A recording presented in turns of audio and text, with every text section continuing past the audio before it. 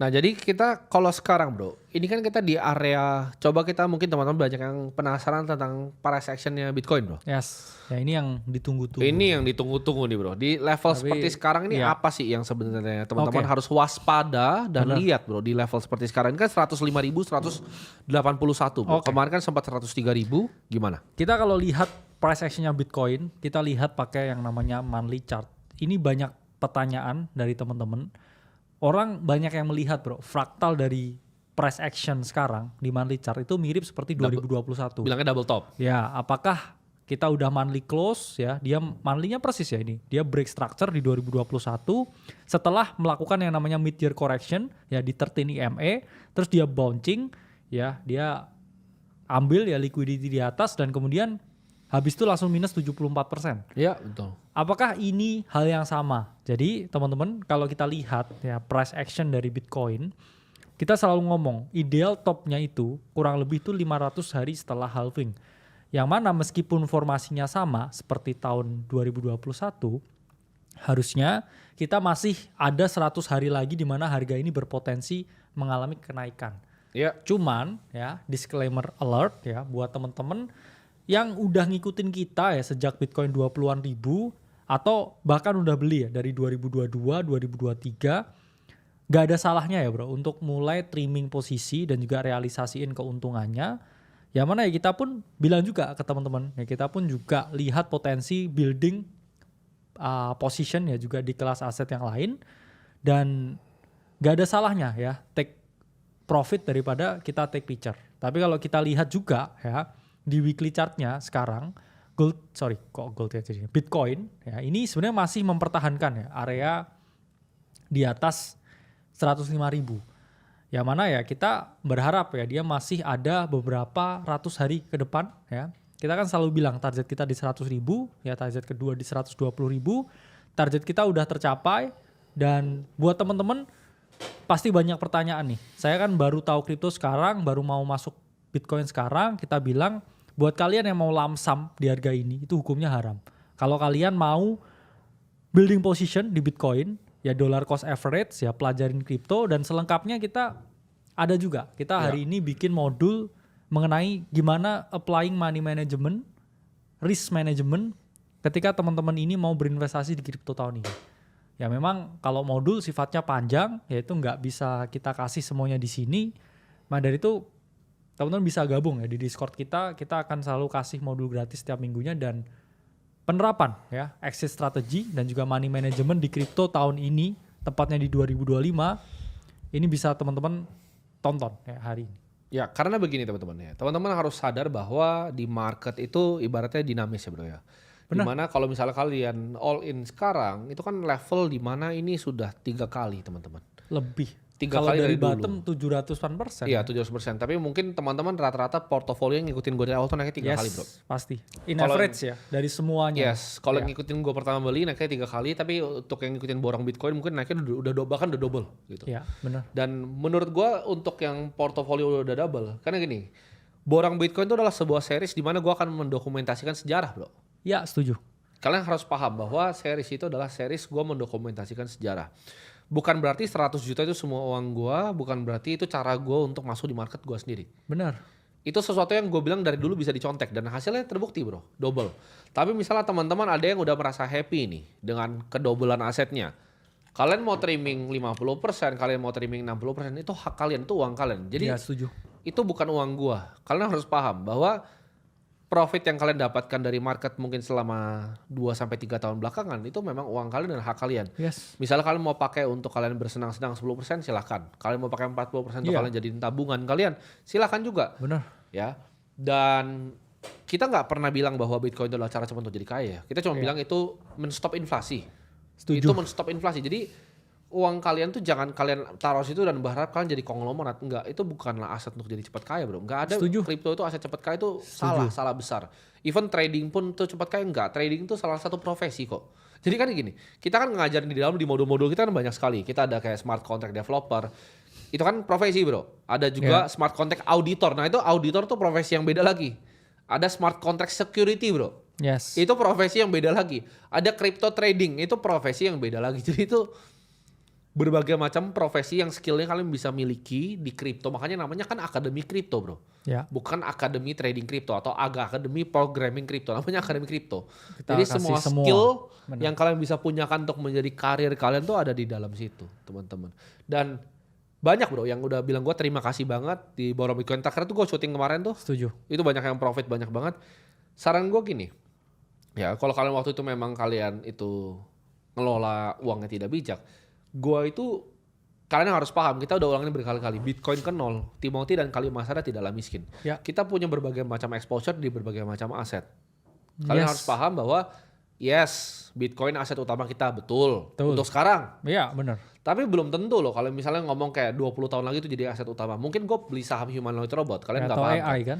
Benar. Dan bahkan kayak oke, exposure gue di luar Bitcoin yang naik juga nggak cuma Bitcoin teman-teman. Salah satu yang gue udah ngomong dari 2 tahun lalu, yang gue bilang gue selalu beli banyak kan 2 perusahaan bro. Yes. Satunya MSTR, kedua tuh Palantir. Ya. Teman-teman kalau cek Palantir sekarang itu the best performing stock yang Amerika pernah punya. Palantir tuh naik luar biasa tinggi. Nah itu kan bukan berarti semua exposure gue tuh ada di Bitcoin. Memang yes, sekarang 90%. Iya. Gitu. Tapi kedepannya apakah akan terus 90%? Unlikely bro. Karena kan Ya. di saat misalnya Bitcoin itu gue udah dapat portofolio gainnya 3 kali lipat lebih, adakan waktunya bro untuk gue trimming. Dan Iyalah. teman-teman kan kita punya target 120.000. Ini mungkin sedikit tips ya. Ini levelnya hedge fund manager, private equity pasti paham nih kalau level harga seperti ini. Ketika 120.000, kadang nggak semua orang bisa keluar di 120.000 bro. Kenapa? Karena 120 itu temboknya itu atas itu, atap. Banyak yang antri. Banyak yang ngantri, bitnya tebal. Jadi kalau kalian uangnya besar, pasti banyak yang akan mau trimming di Iyalah, mulai 118.500. Iya. Lo akan lihat tuh nanti, walaupun belum terjadi, karena kita udah sering di market ya. Bitnya itu akan terjadi di 118 sama 119 bro. Berantemnya bakal di sana. Orang-orang kayak gua, orang-orang Wintermute, orang-orang di Jane Street tuh bakal berantem di 118 sampai 115 order booknya. Benar. Bukan di 120 tuh kalian tuh ngantri sini. Gini, ini juga ada bro yang bilang ya dari Narana, Easy. Waduh nih kenapa nih ngomong gini. Tapi emang bener sih, cuman apakah ada desakan dari pihak lain? Jadi nggak ada. Ya. Ini bagi Benar. kita kan nggak ada yang bisa beli gitu Benar. gua. Itu satu. Jadi memang kita dari awal stance kita di sini ini memberikan teman-teman Iya. pelajaran dan juga pendidikan keuangan. Ya. Kripto itu memang juga salah satu jalannya. Tapi ketika kita udah melihat ya bahwa jalan itu ya atau ada jalan lain yang lebih bagus, ya kita juga positioning kita ke tempat yang memang lebih menguntungkan. Betul. Karena kan kita di sini udah dari sejak 20.000, terus ini udah dari 110.000. Gue bikin Instagram story Bener. 16.000. 16.000. Gue beli 50 Bitcoin di 16.000. Terus dan live tuh- show ya. ini juga dari kayak 20.000 dan asetnya tuh udah naik berapa kali lipat. Jadi Betul. kita never marry the position ya. Sama aja kalau kalian lihat di hedge fund ya. Orang kalau nggak melakukan ya kita rebalancing portofolio juga Ya, betul. mau ada potensi turun ya dikeplak juga. Ada yang bilang tadi, ini kenapa mulutnya seperti ini, kalau cari aman bukan cari aman itu apa yang... Ini kan gue dokumentasikan apa yang gue lakukan gitu. Bener. Lu mungkin orang yang ngomong itu karena lu orang yang sangat bodoh mungkin. Mungkin lu dilahirkan bodoh, keluarga lu bodoh, mak bapak lu tuh orang bodoh. Dan gini Jadi gak bro, pernah belajar. kita juga ini. Bentar gue lanjutin dulu bro. Karena Oke. jadi gue bilang di sini bahwa apa yang kita lakukan di sini nih, ini kita dokumentasi bro. Yes. Gue dan bro kakaknya adalah seorang investor yang aktif di pasar. Apa yang kita pikirkan tuh kita bagikan ke kalian lewat kamera ini, bukan terbalik. Benar. Lu nggak bisa ngatur gue mau ngomong apa, lu nggak bisa ngatur gue mau pikir apa. Either lu denger gue ngomong apa atau lu nggak usah nonton gitu. Karena gue nggak butuh lu ya. Lu semua di sini nontonnya orang miskin dibanding gue. Gue nggak butuh ada orang yang nonton di sini gitu. Lu yang bersyukur gue mau kasih tau pikiran gue apa di sini. Jadi itulah yang kita berdua pikirin bro. Yes. Tentang kalau misalnya ini naik ke 120.000 itu bakal ada posisi yang kita trim. Iya. Gini, dan kita nggak FOMO kalau naik karena misalnya masih di 70% nih. Yes, target gue bikin 20 miliar. Yes, betul. Iya. Tapi exposure, kan kita ngomong portfolio rebalancing. Makanya kalian nggak paham nih. Coba lanjutin bro tadi. Karena gini, kita kan banyak sekali bro, kita Ya. ngomong kripto bilioner, kripto mogul. Ya, kita sebut nama lah ya, CZ ya, Brian Armstrong, Michael Saylor. Ya. Mereka ini selalu bilang ke teman-teman bahwa oke kalian all in kripto. Ya. Kita tuh nggak pernah bilang suruh all in kripto, kita selalu fokus kripto nggak apa-apa. Tapi Fokus. jangan all in. Karena teman-teman lupa ya, mereka itu memang benar ya. Ya. Mereka all in kripto, 100% ya exposure-nya Bitcoin ya. Mereka punya harta puluhan triliun bahkan ratusan triliun. Betul. Ketika ada crypto winter dan harta mereka hilang setengah ya mereka nyesek lah ya. Setuju. Drop setengah hartanya. Cuman teman-teman jangan lupa juga. Mereka ini punya produk di luar kripto yang revenue triliunan juga. Gak sama juga loh ya. Gak sama juga loh seperti betul. retail atau seperti investor kayak kita. Betul. Karena nggak ada manusia yang waras bro, hartanya hilang 70% terus dia nggak punya cash flow. Ada yang bilang gini mungkin, ada yang mungkin akan bantah bro. Ya, Michael Saylor atau Timothy punya semuanya Bitcoin. Betul, itu porsi besar, iya betul buat kalian. Tapi Michael Saylor tuh punya rumah banyak sekali teman-teman. Cash flow-nya juga. Bitcoin tuh ke nol, dia tuh dia masih biliuner bahkan. Bitcoin ke nol, Saylor tuh bilioner. CZ pun juga, misalkan Bitcoin drop kan nol ya. Iya. Kita nggak ngerti kan dia punya kayak private equity berapa banyak, surat utangnya berapa banyak. Jadi kita boleh ya kita melihat orang sebagai ini, cuman ya balik kita juga harus tetap realistis. Betul. Kamu dikasih aset yang naik berkali-kali lipat terus kayak kita di sini bukan ini ya orang yang kayak membangun cult ya atau fantasi yang kayak get rich quick. Ya kita ajarin orang dengan kebenaran kalau waktunya take profit ya take profit lah. Banyak yang ngomong begitu, oh ini apakah cara cepat kaya? Gue jelasin, Bitcoin itu bukan cara cepat kaya. Gini, menurut gue itu aset terbaik di dunia, yes itu aset terbaik di dunia. Apakah akan ke 20 miliar? Yes itu akan ke 20 miliar. Tapi pertanyaannya, apakah itu cara untuk jadi cepat kaya? Bukan, karena by the time itu 20 miliar. Semua tuh kan udah mahal bro, rumah tuh kan udah mahal. Jadi 20 miliarnya Bitcoin waktu itu tuh gak akan seberharga 20 miliar sekarang, itu time value of money. Gini itu loh yang tonton gak paham. Maksudnya kita ngomong begini pun, kita juga bukan orang yang, sebenarnya kan kita juga punya stake kan di sini. Oh besar kita sekali. juga punya produk kripto, kita aja juga punya exchange kripto bahkan. Tapi kita ngomong kalau oke ini ada potensi crypto winter, kita kasih edukasi yang beneran ya. Enggak yang kayak oke kamu Bitcoin kayak to the moon, kamu transaksi kayak di exchange yang saya miliki terus kayak nanti ya naik dan sebagainya. Enggak, kita nggak peduli kan. Betul. Karena kita ya mau ngedukasi masyarakat, ada kondisi makro yang jelek, ada potensi puncak pasar, ada yang namanya crypto winter, ya. Meskipun ya kita punya stake juga di sini, cuman ya kita mau ngedukasi masyarakat apa adanya kan sebenarnya. Ya, nah ini banyak balik lagi bro, orang-orang bodoh yang berkumpul mungkin merasa lebih pintar dari kita. Dia bilang, apakah lu mulai ragu? Apakah ada dari kata-kata tadi yang bilang gue ragu sama Bitcoin? Itu kan pertanyaan. Selalu muncul manusia-manusia yang paling bodoh di dunia biasanya kalau gue ngomong hal seperti ini. Karena satu, otak yang gak nyampe, dan dua ya orang miskin. Mau diapain, orang miskin biasanya kan selalu bodoh. Jadi ketika orang miskin dan bodoh ini berkumpul, ya mereka bakal forming opini yang bodoh juga gitu teman-teman. Dan di sini jawabannya kita punya 100% conviction di Bitcoin. Yes, setuju. 100%. Menurut kita kuantum itu jauh sekali dari bisa pecahin Bitcoin. Jauh. Setuju. 10-20 tahun, jauh sekali. Bitcoin akan 20 miliar dulu sebelum kuantum pecah. Jadi kalian harus tahu ya, yang gue ngomong di semua tempat yang gue pernah ngomong, Bitcoin tuh kalau aset liquid ya gue ya, sekarang mungkin 90% bro. Bener. Aset liquid. Ya. Non liquid itu beda lagi.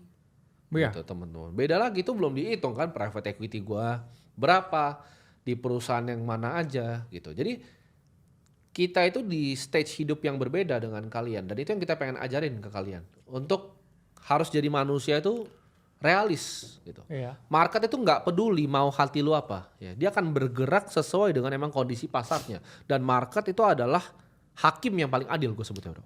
Jadi kalau market itu ngomong itu ya dia yang benar. Lu nggak bisa bantah kayak oh ini gue menurut gue kesini, ini double top, market bilang nggak double top ya nggak double top gitu.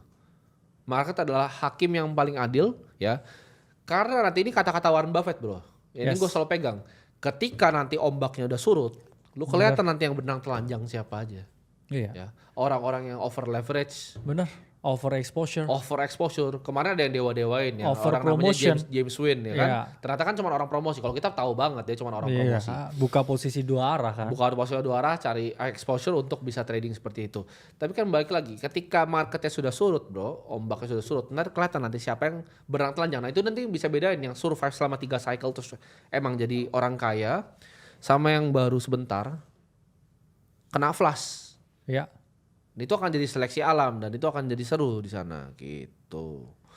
Jadi jawabannya apakah mungkin akan terjadi crypto winter? Kita jawabannya kita nggak punya bola kristal karena ini kata-kata Ray Dalio ya. Siapa yang suka mainin bola kristal tuh akan makan beling bro, pecahan belingnya. Kita dari dulu udah sering bro makan pecahan belingnya ya. Selama 10 tahun kita di pasar modal ini udah sering makan pecahan beling. Jadi secara publik pula ya. Bukan secara publik, secara private juga emang yang kita invest private setiap hari juga berhasil kita bro. Pusing juga kan. Kalian banyak nggak tahu kan, gua sama Bro Kakak ini banyak investasi protokol-protokol yang kita nggak kasih tahu kalian di belakang. Banyak yang nggak jalan, yang cuman ngemeng doang, foundernya Series A kita masuk terus hilang tuh banyak sekali bro duitnya. Iya. Dan duitnya nggak pernah balik, terus kita akhirnya write off di investment kita gitu. Jadi jawabannya ya kita udah sering makan beling gitu.